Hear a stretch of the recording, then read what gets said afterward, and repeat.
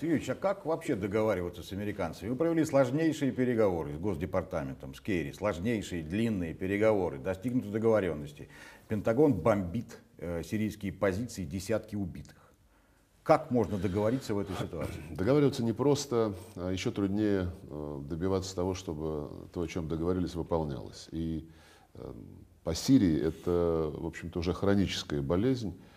Вспомним, в июне 2012 года, год с небольшим после начала так называемой арабской весны, Кофи Аннан, бывший уже в то время генеральный секретарь ООН, получает поручение постараться нащупать какой-то выход из кризиса. Он готовит свой план, так он и назывался, план Кофи Аннана из 6 пунктов. Мы его поддерживаем.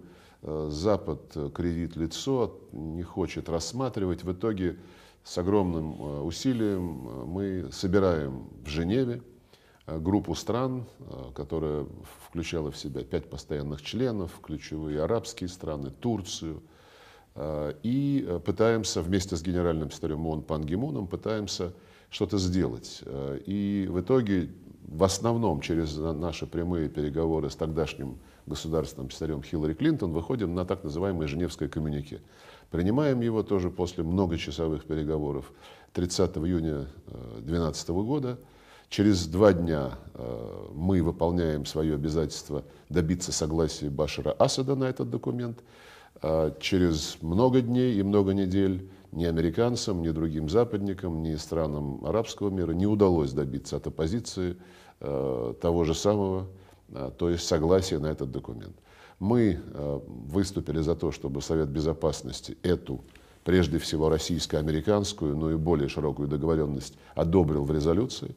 Американцы от этого отказались, заявив, что этой договоренности мало, потому что в ней, дескать, не содержится требование ухода Асада и не содержится угроза введения санкций, если он не уйдет.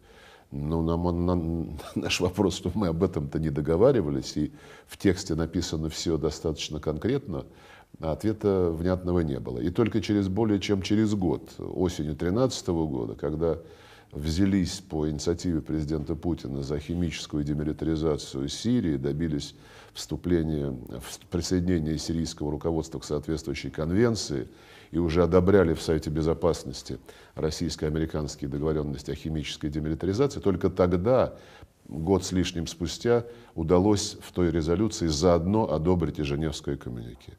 Ну и дальше можно перечислять всю эпопею с нынешними нашими соглашениями, которые мы с американцами разрабатывали в качестве сопредседателей, созданной нами же с ними Международной группы поддержки Сирии. Самое первое обязательство было разграничить умеренную оппозицию, с которой работает американская коалиция, от террористов. Оно до сих пор не выполнено, хотя в феврале нам обещали сделать это за 2 недели. Обязательство разблокировать так называемую дорогу Кастелло для того, чтобы гуманитарная помощь безопасно шла в Восточное Алеппо, которая до деталей, до метров расписана в российско-американских договоренностях, включая дистанции, на которые должны отойти и правительственные силы, и оппозиционеры. Тоже американцы сказали, что они выполнить не могут, потому что оппозиционеры их не слушают. Так что примеров таких много, и именно из-за того, что они по этой дороге Кастелло не выполнили своих обязательств по отводу оппозиции, они, наверное, решили их не то что хлопнуть дверью, а объявить о выходе или о приостановке выполнения этих договоренностей. То есть то, что у них не получилось, они попытались как-то обыграть, и не получилось-то из-за конкретной вещи. Обязались на 1,5 километра оппозицию отвести. Правительство отходило, оппозиция тут же пыталась занимать оставляемые позиции. А причину срыва этих договоренностей уже взяли совсем не конкретную, а абстрактную. Мол, Россия не хочет останавливать боевые действия, от которых страдают гражданские лица. Но мы к этому привыкшие, поэтому продолжаем работать. Все-таки есть... Американская сторона не в состоянии выполнить свои обязательства в работе, в том числе с умеренной оппозицией, с оппозицией. Или же есть какие-то другие цели, или же американцам невыгодна стабилизация в Сирии. Ну, вы знаете, я думаю, это все присутствует в позиции США, потому что эта позиция такая состоит из заплаток. Много различных групп, То есть нет стратегии, так которые получается? преследуют различную повестку дня. Есть те, кто выступает за все-таки возвращение к российско-американским договоренностям.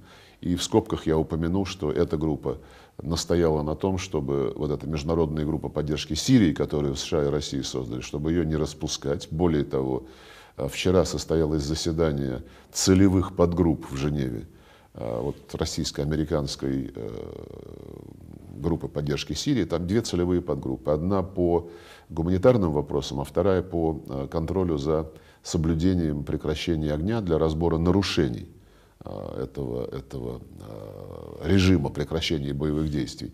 Есть группа, которая уже подает голос в Вашингтоне в пользу того, что нужно не только дипломатические методы рассматривать, но и методы, которые включают применение силы. Пошли утечки о том, что крылатыми ракетами можно просто ударить по аэродромам сирийских вооруженных военно-воздушных сил, и сирийская авиация перестанет летать. Ну, на это уже реагировал Генеральный штаб. Это очень опасные игры, учитывая, что мы, находясь в Сирии по приглашению законного правительства, имея там две базы, одну в Хмеймиме военно-воздушную, вторую в Тартусе, пункт материально-технического обеспечения наших военно-морских сил, мы, конечно же, имеем там средства противовоздушной обороны для защиты этих наших объектов.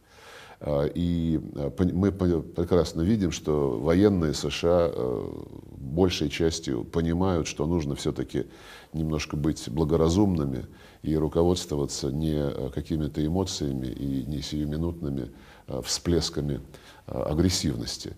Вот. А в целом, скажу еще раз, вот такой стратегии мы не наблюдаем. И проявляется это в том числе и в отношении США и их коалиции к Джабхат ан-Нусре. По ИГИЛ, да, наносятся удары, причем они стали наноситься с, хоть относительно высокой регулярностью только после того, как наши воздушно-космические силы по приглашению сирийского правительства стали в Сирии работать. Несопоставима частота вылетов, несопоставима результативность этих вылетов.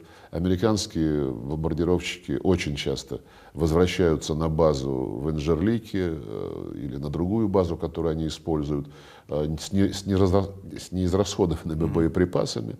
Как бы частота полетов обеспечивается, а эффективность очень низкая. По некоторым оценкам 15-20%, не больше.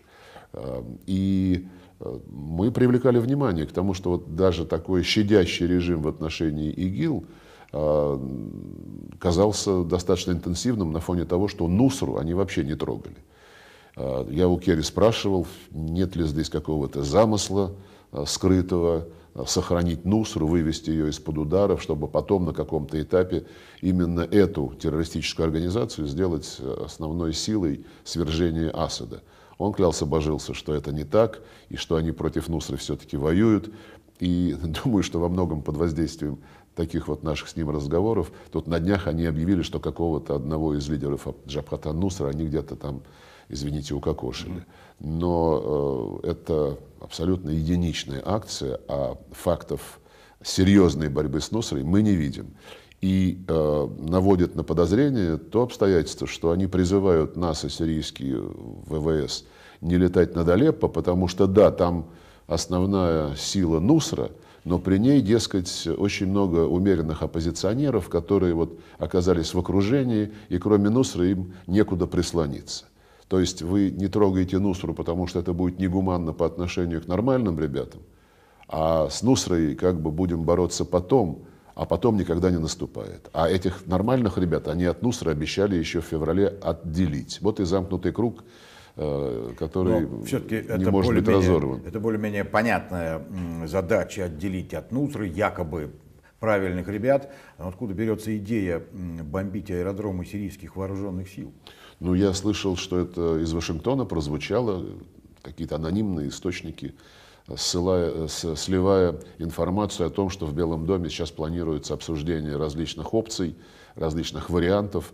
И вот якобы такой вариант тоже звучал. Но, думаю, там все-таки горячие головы будут успокоены и будут по-серьезному относиться. Утешает, между прочим, то, что вот согласно тем же утечкам, но весьма достоверной информации, целый ряд ведущих деятелей в американской администрации прекрасно понимают, что любая атака по наземным целям, которые являются целями, объектами сирийской армии, будет грубым нарушением международного права.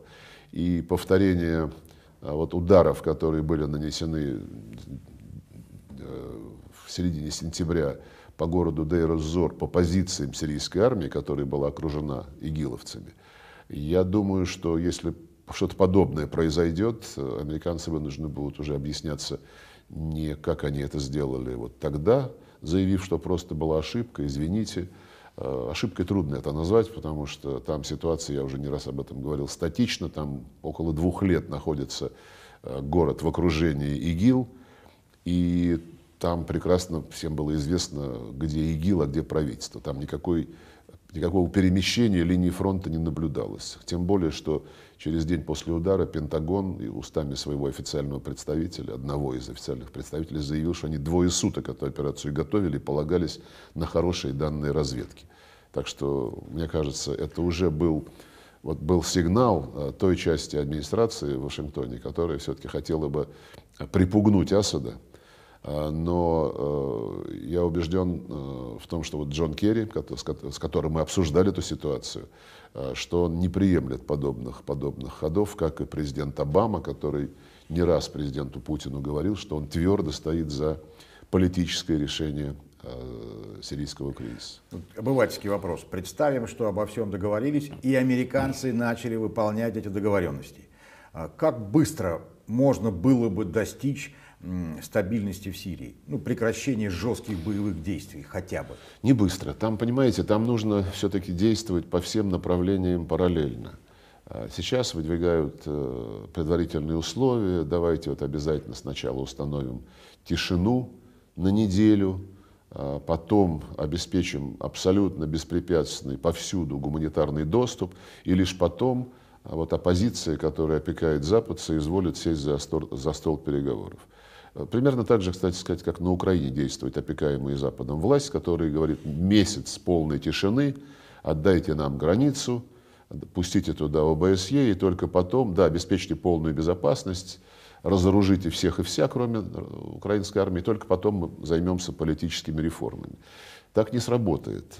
И так в других конфликтах не работает никакая инициатива. Важно, чтобы все участники конфликта видели перспективу и в том, что будет снижаться уровень насилия, и в том, что будет поступать гуманитарная помощь, и в том, что террористы не будут уходить от ответственности, и в том, что политический процесс будет нацелен на учет мнения всего сирийского общества, как того и требует резолюция Совета Безопасности. Вот сейчас уже пошел 5-й месяц, когда одна из нескольких групп оппозиции в одиночку блокирует возобновление переговоров и шантажирует всех остальных. И никто не может с ней ничего сделать, даже, по-моему, не хотят их ублажать. И вообще на днях у нас были переговоры с нашими французскими коллегами, которые готовят резолюцию Совета Безопасности, считая, что вот раз российско-американские усилия не принесли результата, нужно срочно что-то сделать. Мы готовы работать в Совете Безопасности, мы им сказали об этом, но лишь бы что-то принять, это не наш подход.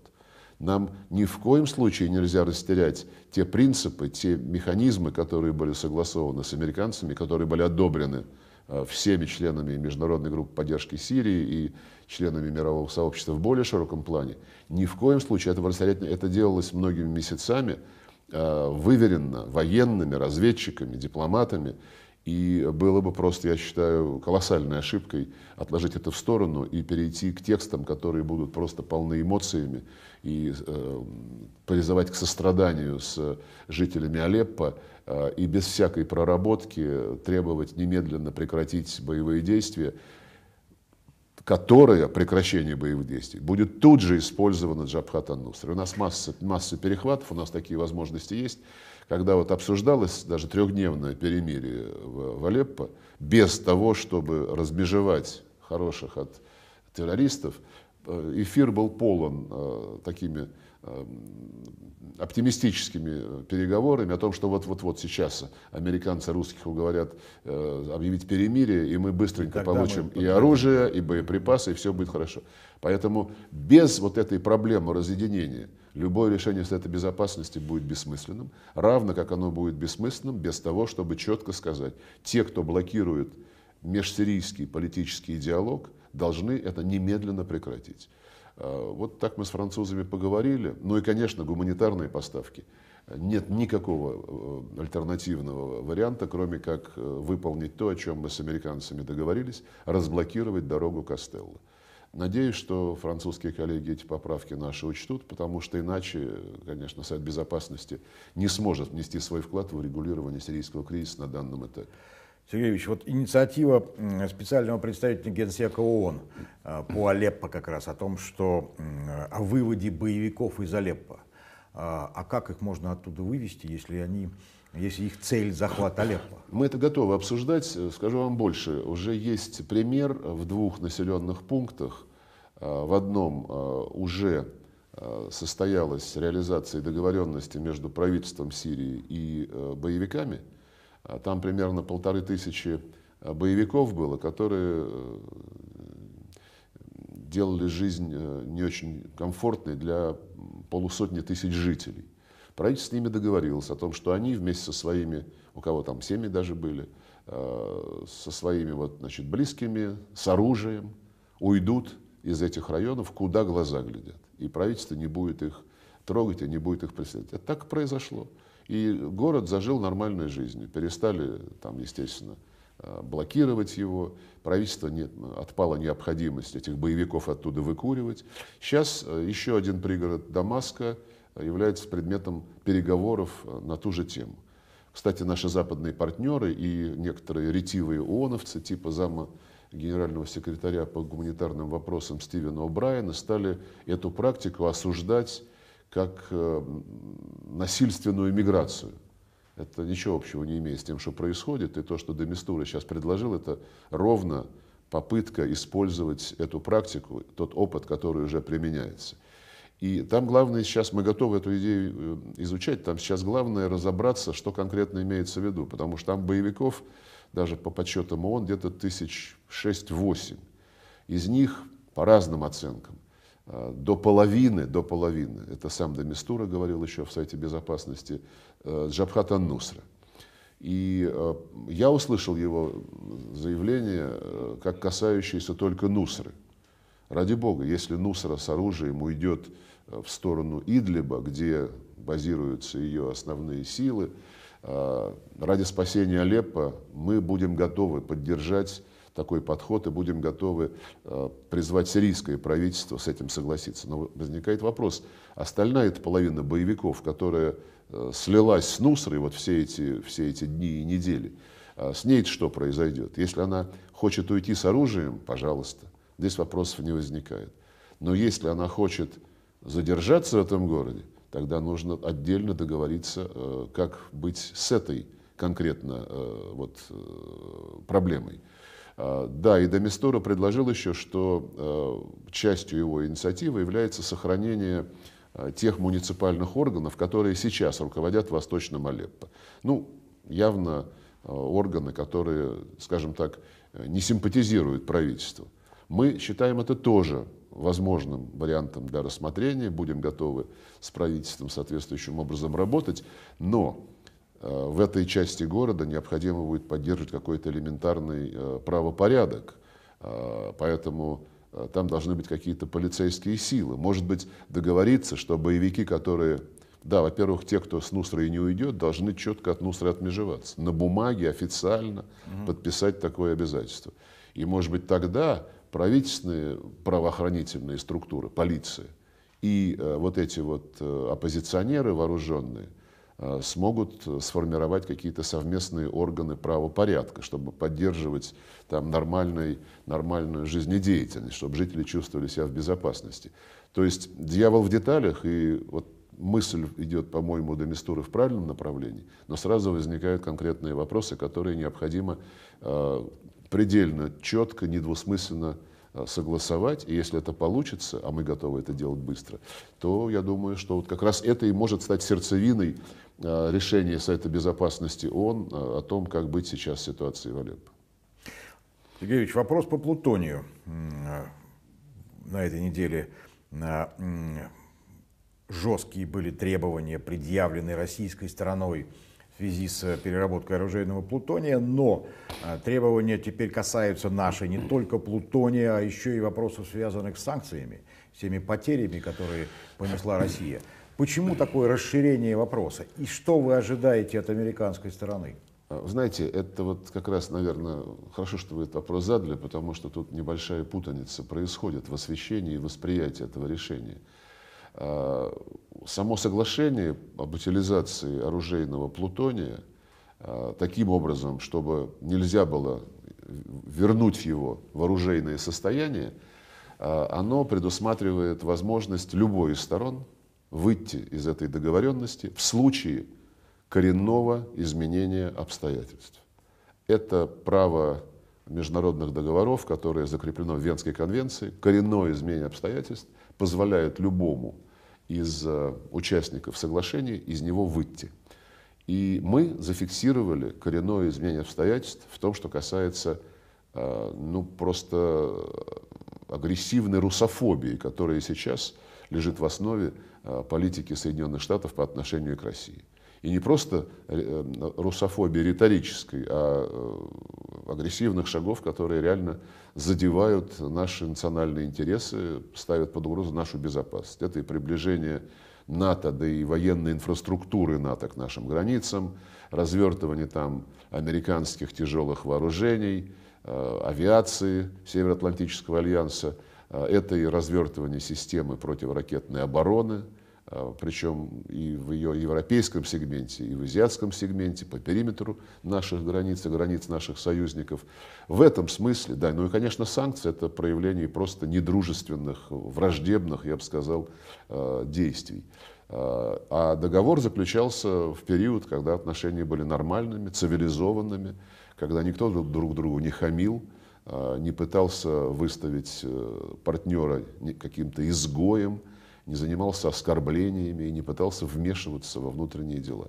Вот это было коренное изменение обстоятельств, которое и зафиксировано в соответствующем законе. Что касается исполнения вот этой самой задачи по избавлению от избыточных запасов оружейного плутония, то эта задача, как было записано в договоре, должна решаться путем сжигания этого плутония, его в соответствующих установках и превращения его в топливо для ядерных реакторов. Это дорогостоящая штука, но мы такой завод построили, а американцы вдруг посредине срока, когда надо было выполнять эту договоренность, сказали, что это дороговато, поэтому мы думаем о том, чтобы просто разбавлять этот плутоний и его в естественные хранилища, там, пещеры, подземные какие-то лакуны заливать. Но это возвратный потенциал. Потом его можно опять сконцентрировать, и это будет опять оружейный плутоний. С нами они не советовались. Они только говорили публично о том, что дороговато, мы что-то думаем о чем-то. А вариант, который они в итоге хотят использовать, он обсуждался при подготовке договора. И его отвергли как содержащий риск сохранения возвратного потенциала. Но еще один забавный эпизод. Мы также отказались, то есть в данном случае соглашение по плутонию просто не работало. И мы из него вышли, хотя четко при этом в законе и устами президента заявили, что мы не будем вот этот плутоний ни при каких обстоятельствах, плутоний, который подпадал под этот договор, использовать в военных целях. Это наше обязательство, но сотрудничать бессмысленно, когда другая сторона как бы так немножечко играет в односторонние игры и не выполняет своих обязательств. Это, кстати, к вопросу о договороспособности. Еще одна тема договороспособности. Вскоре, через день после этого плутониевого соглашения, мы приостановили действие соглашения о научно-техническом сотрудничестве в сфере ядерных исследований. Тоже интересная вещь. Я уже слышал сокрушающиеся комментарии представителей Министерства энергетики США, какого-то научного совета при Министерстве энергетики. Все очень просто. Такие контакты у нас были, они охвачены, осуществлялись на основе этого соглашения, обоюдополезные. Ученые посещали лаборатории друг друга, делились идеями, разработками, и, по большому счету, процесс был взаимовыгодным, взаимообогащение происходило. В апреле 2014 года Министерство энергетики США направило нам письмо официальное, в котором было сказано: мы вынуждены прекратить все контакты с российским Министерством энергетики и с Росатомом по этому конкретному соглашению. Я спросил у Джона Керри, если это опять вот от обиды за Украину, так сказать, и за Крым, то знают ли политические руководители Соединенных Штатов, что Министерство энергетики приняло такое решение? Он удивился, он про это не слышал, сказал, что это глупость, что надо, в общем-то, знать меру, и не надо делать каких-то шагов, которые будут явно избыточные. И заверил меня, что он займется, поговорит с министром энергетики, с президентом, если надо. И эти контакты восстановятся. Прошел год, они не восстановились. Американцы отказывали нашим ученым, когда те запрашивались на различные конференции по этой проблематике в Соединенные Штаты. И говорили, что соглашение приостановлено. Я еще раз напомнил Джону Керри об этом. Он опять возмутился, что этот вопрос до сих пор не решен, но он так и не решился. Поэтому делать вид, что это соглашение работает, я считаю бессмысленным. Сергей Ильич, Керри назвал действия Министерства американского избыточными шагами, но вы чуть раньше сказали такой напрягающий, упомянули напрягающий термин «коренное изменение обстоятельств». Это ведь очень серьезно, если сейчас заявляется, что в российско-американских отношениях произошли коренные изменения. Конечно, но это же, по-моему, факт.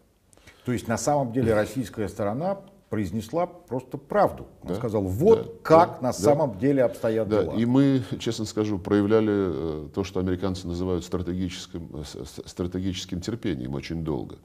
Ведь ухудшение отношений в одностороннем порядке американцами началось задолго до Украины.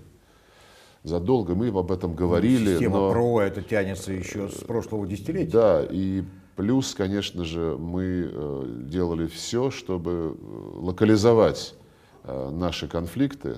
Тот же закон Магнитского, да, мы вынуждены были отвечать. Потом была такая непонятная совершенно обида. Так взрослые люди, по-моему, не должны обижаться из-за Сноудена. Нас обвинили в том, что мы его завербовали, затащили к себе. Это была просто чушь. И все про это знают. Так что накапливалось это достаточно давно. И вот мы очень долгое время не можем добиться от американцев просто вежливого, цивилизованного отношения к целому ряду проблем, которые в наших отношениях накапливались. Одна из них – это вот усыновление и удочерение, вы знаете. До сих пор никакого доступа нам не дают, в том числе на некие ранчо, которые являются частными детскими домами. Чтобы можно было проверить, как живут дети. Куда просто те американцы, которые усыновили наших детей и потом расхотели это делать, просто сгружают туда как балласт в этот детский дом. И мы уже под 10 лет бьемся туда, пытаемся попасть. Нам говорят, нет, это частная структура, и все, и привет. Поэтому вот когда у нас так достаточно обостренно и эмоционально обсуждают эту тему, надо все-таки учитывать, что мы бьемся над этим вопросом уже очень и очень долго. И просто оставлять его в подвешенном состоянии, не принимать каких-то мер, чтобы американцев немножко встряхнуть, было невозможно.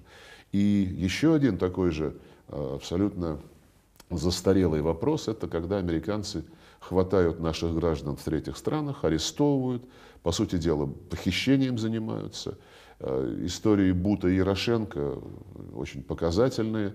Бут был арестован в Таиланде по обвинению в попытке вступить в преступный сговор. Его агенты ФБР просто спровоцировали, пытаясь, значит, выбить его согласие на то, чтобы он предоставил им авиационные услуги для чего-то доставки куда-то. Но когда таиландский суд отказал в экстрадиции, после этого была повторная попытка со стороны США, и тогда уже его вывезли из Таиланда в нарушении таиландских законов, без получения фактически согласия, выкрали. Ярошенко в Либерии просто там никакого суда даже не было. Обошлись в Либерии, извините, с независимым государством, как с колонией, которой она давно уже не является. На Мальдивах Селезнева вообще просто взяли, запихали в самолет и увезли. И таких людей десятки. В Европе там, правда, все-таки люди стараются соблюдать какие-то приличия, там проводят судебные слушания. Но 99% причин, которые нам, американцы, в конце концов, не своевременно, но излагают, объясняя подобного рода похищения, состоят в том, что их подозревают, наших граждан, в киберпреступлениях. И когда я с Керри эти вопросы обсуждал, я ему вот в последнее время предложил, чтобы у нас прошли какие-то консультации. Мы тоже не хотим, чтобы наши граждане занимались киберпреступлениями. Это тоже против интересов Российской Федерации может обернуться. Да и другим странам мы не хотим наносить какой-либо ущерб. Ну вот забавно, что сейчас идет такая достаточно истеричная кампания в контексте предвыборных дебатов, что мы там взломали сайты Демократической партии, потом, по-моему, и там еще Пентагона. Буквально везде, по всем везде, сайтам да, американским, везде, как везде. у себя дома. Да. Так вот, в этой связи очень интересно усвоить один факт. Ровно год назад, ну чуть меньше, в начале ноября прошлого года, в связи с этими постоянными обвинениями наших граждан в киберпреступлениях, Генеральная прокуратура Российской Федерации официальным письмом предложила соответствующим коллегам в Вашингтоне срочно начать консультации по сотрудничеству в интересах пресечения киберпреступлений. Ответа долго не было. Я напомнил Джону Керри, когда мы с ним в мае встречались. Он сказал: да, это прекрасная идея, я обязательно этим займусь. В июле он приезжал в Москву. Я поинтересовался, как рассматривается вот это официальное предложение Генеральной прокуратуры. И вообще было бы неплохо, ну, как-то, хотя бы, исходя из вежливости элементарной, ответить по линии Министерства юстиции Соединенных Штатов. Он опять сокрушался, что вот почему-то никто ничего не делает, что ему помощники не напоминают. Но в конечном итоге Министерство юстиции никакого ответа не направило. А устно, в ответ на наше домогание, сказала, что оно в этом не заинтересовано. Вот вам, пожалуйста. Значит, интерес заключается только в том, чтобы страшилку создавать и потом уходить от обсуждения конкретных фактов. Вы сказали об американских обидах. Эти обиды, какова их природа? Ведь Америка — это, как некоторые считают, уходящий гегемон, но тем не менее гегемон. Какие обиды? В их руках гигантская экономическая мощь, гигантская военная мощь. Откуда возникают эти обиды? Ну, знаете, тут может быть чисто личное, у кого-то какой-то деятель может иметь какое-то внутреннее чувство, что чего-то Америка не делает так, как хотелось бы, или пытается делать, а у нее не получается. Чувство, ну вот, постепенного, но все-таки ухода вот этой всемогущественности. Это понятно для меня, это болезненный процесс. Ну, столетиями Запад, если брать вот Запад в целом, он столетиями правил миром. Ну да, был Советский Союз, но это был такой изолированный эпизод фактически в эпизод, истории, да, хотя и длительный достаточно по историческим меркам, и хотя географически достаточно такой распространенный на европейском континенте, но и в некоторых других частях и Азии, Африки, Латинской Америки. Но это все-таки был мир, закрытый от вот, глобального, что ли, процесса. Мир во многом в себе.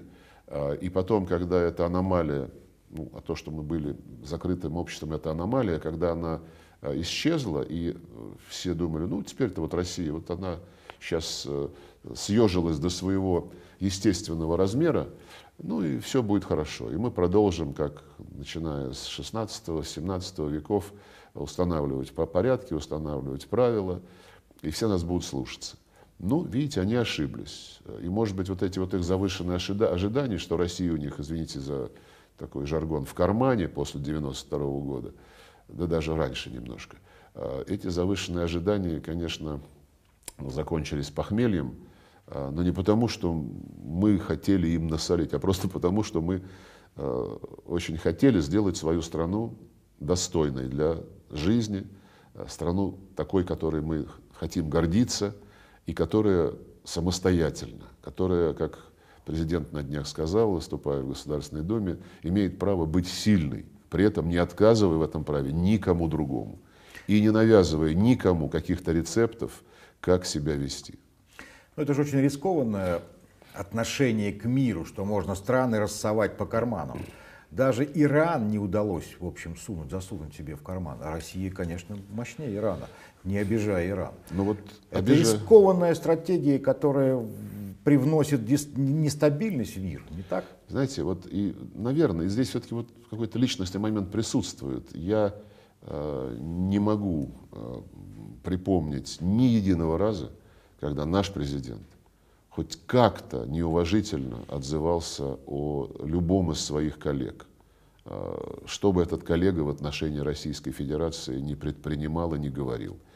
В отношении Путина, ну, в некоторых западных столицах стало уже какой-то, знаете, такой нормой хороших манер отзываться эпитетами по принципу «кто кого переплюнет». Что это, истерика, что ли? Что это такое? Это же не подростки, Думаю, это серьезные политики. Да. Это вот, кстати, вот насчет подростков, мы когда с Джоном Керри, когда он был назначен госсекретарем, мы об этом говорили с ним. И оба согласились, что нужно отношения выстраивать, прямо этот термин был использован, по-взрослому, без детских обид. Но не у всех получается. Вы помните, то нас обвиняют в том, что мы чуть ли не ведем за собой американскую предвыборную гонку и определяем ее фаворитов. Пару лет назад нас так достаточно уничижительно называли, ну, Россия, региональная держава, знай свое место. Вот очень важно для политиков все-таки не закрывать двери. Это плохо, это означает, что человек начинает срываться. А в политике срываться нельзя. Нужно все делать выверенно и всегда иметь в голове несколько вариантов развития событий, которые будут отвечать твоим интересам, да, но не рассчитывая на то, что сработает вариант, в котором обеспечены только и исключительно твои интересы, а все остальные должны будут сказать «слушаюсь, сэр». Вот не бывает такого. Теперь уже точно не будет. Вы опытный дипломат. Если сравнивать ситуацию сейчас в части рисков, нестабильности с тем, что было, скажем, в 60-е и 70-е годы, когда Советский Союз был второй сверхдержавой, когда было опаснее, сейчас или тогда?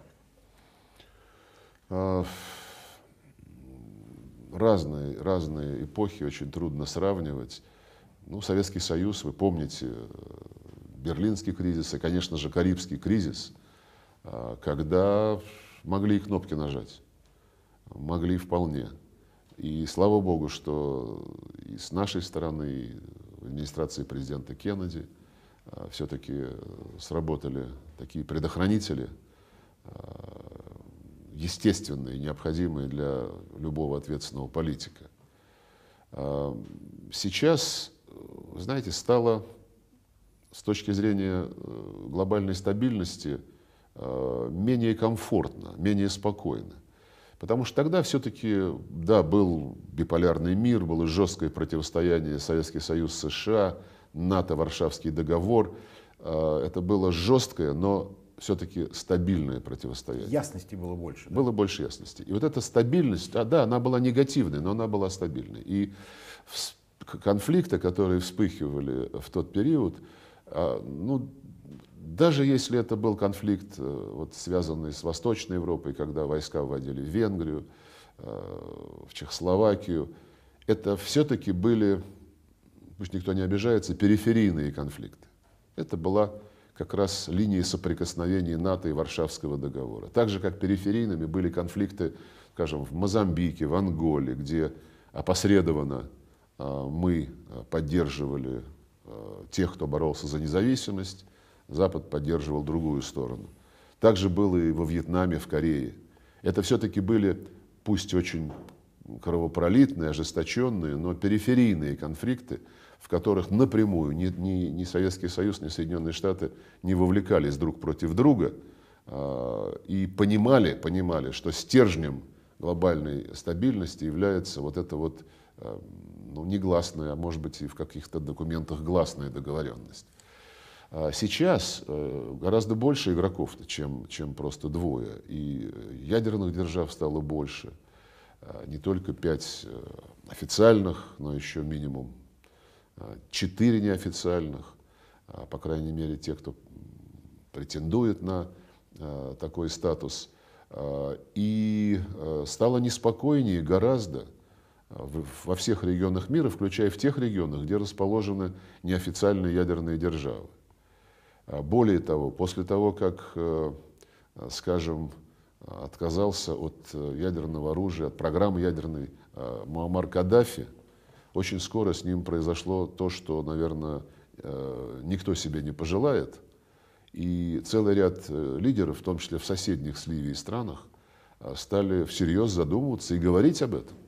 Что если вот по-хорошему получилось у Каддафи, значит, вот то, что получилось, когда он добровольно пошел на сотрудничество, то нам-то, может быть, да, а у Северной Кореи оружие есть, его никто не признает, этот режим как официальную ядерную державу, но никто и не трогает. И почему, дескать, может, нам тоже обзавестись? Это очень... Сразу после Иракской войны я первый раз услышал эту мысль. Теперь каждый дурак знает, как защититься от американцев. Надо иметь атомную бомбу. Ну, вот это психология. Очень опасная ситуация. Это, я считаю, что это самое большое, в общем-то, негативное, опаснейшее воздействие на мировую стабильность, которую Соединенные Штаты оказали. И, знаете, ведь это продолжается, этот цикл. Когда Советский Союз был в Афганистане, администрация Рейгана поддерживала, вооружала, так сказать, всячески инспирировала действия против нас по линии маджахедов, из которых потом сложилась Аль-Каида. Аль-Каида 11 сентября 2001 года, забыв о том, с чьей руки она кормилась, без всяких сомнений, используя отнюдь не фанатиков, а людей, которые прижились в западном обществе, и нанесла, в общем-то, Америке сокрушительный удар. После этого Америка стала искать виноватых. Ну, в Афганистане там, понятно, талибы, которые не скрывали своих связей с Аль-Каидой в то время, но надо было разобраться и с Ираком, поэтому под сурдинку решили еще и подготовить акцию против Ирака, хотя на это они никакого согласия от безопасности не получили, пошли, так сказать, напролом, нелегитимно, нелегально. 2003 год, объявили победу, выгнали всех суннитов из позиций маломальски значимых, включая все органы безопасности, включая армию, весь генералитет. И все эти люди, генералы, разведчики, представители спецслужб Саддама Хусейна теперь составляют костяк исламского государства Ирака и Леванта. Теперь, да, и вот этот ИГИЛ, он уже разросся и в Ираке, и в Сирии, и в Ливии, прорастает достаточно активно, которую разрушили и которая сейчас страна без государства.